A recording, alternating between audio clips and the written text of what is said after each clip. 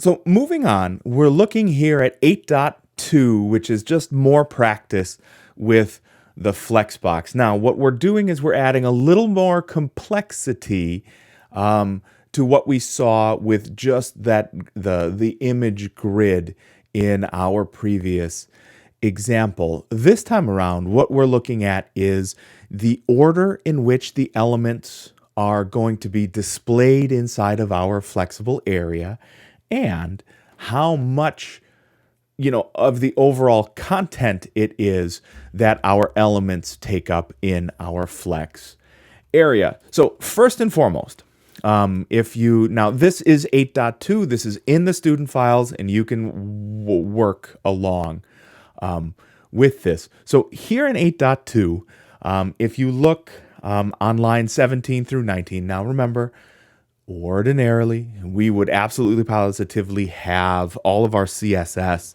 in an external CSS as opposed to here in an embedded CSS. But it's in one file, and I can show you real nice and easy this way, so I'm happy enough to do this. So first and foremost, we have order. So if you'll notice over here on my, the right-hand side, so this is my right, so this is probably your right, what you'll see is we have order. The order 1 is our nav, and if you look at the left-hand side, you'll see that nav comes first. Main, order number 2, is over here in the middle of our flex box area, and aside, that's our element over here, gets order number 3. Now, how did we give them the relative sizing that we see there? If you look above at inside of our flex area, so inside of content, in this case, it's content, look at nav, main, and aside. Nav says flex 1, so that is 1 out of, in this case, it's always easiest just to use 10. So this is 1 out of 10 fractions, right? So 1 out of 10 of the width of our viewport. If you look at main, it's 8 out of 10. And if you look at the aside, it's 1 out of 10 again. So these are telling the browser relative to the space you have. So if I click on this, you'll notice as I change my viewport, the change there happens to main for the most part. That what we're trying to do is take a relative amount of that space as we go through. So here on line number 9, nav maintains 1, so roughly 10%. This is out of 10. Main, 80%. And flex for aside is at 1, so roughly 10% again. Now you will notice that that aside takes up a lot more space than this nav does. And that's true. That's based on the size of this image inside of there. Your aside element, and I'm trying to find for you the image right here, has a figure inside of it, and that figure is a width of 250 and a height of 355.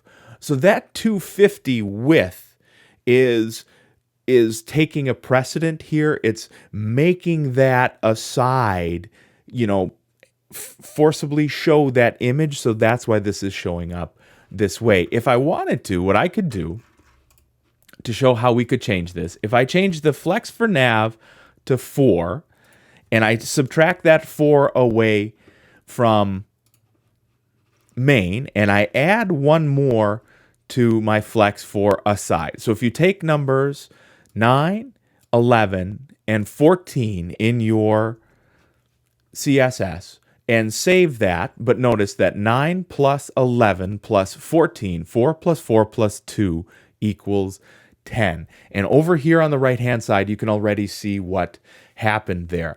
I have changed the size of my nav. I have changed the size of my main relative to my viewport because of that flex 4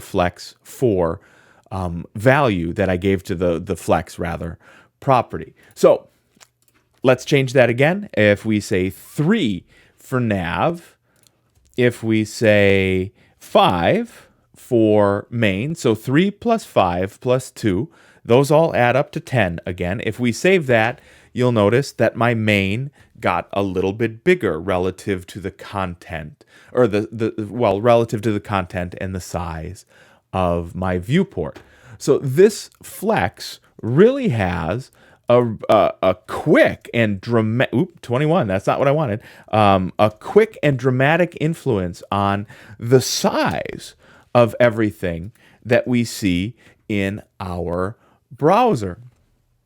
So this method of managing our page, we have our order 1, 2, and 3. And if you'll notice here, 1, 2, and 3, that's the order in which our elements appear in our Flexbox. So that's the first part. And then here, the flex property and the value that you give to it there has an impact on how much of the overall portion of that Flexbox that you're going to use based on those properties. But remember, if I have, like I do with my aside, so way over here, I have that aside value, but there's a figure inside of my aside that is taking up an absolute width, at least 355 pixels tall and 250 pixels wide.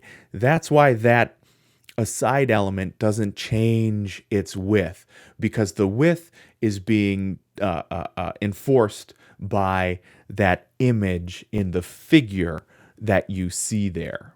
So we'll keep continuing on here, and we'll see another different parallel way to manage our page content inside of our flexible grid.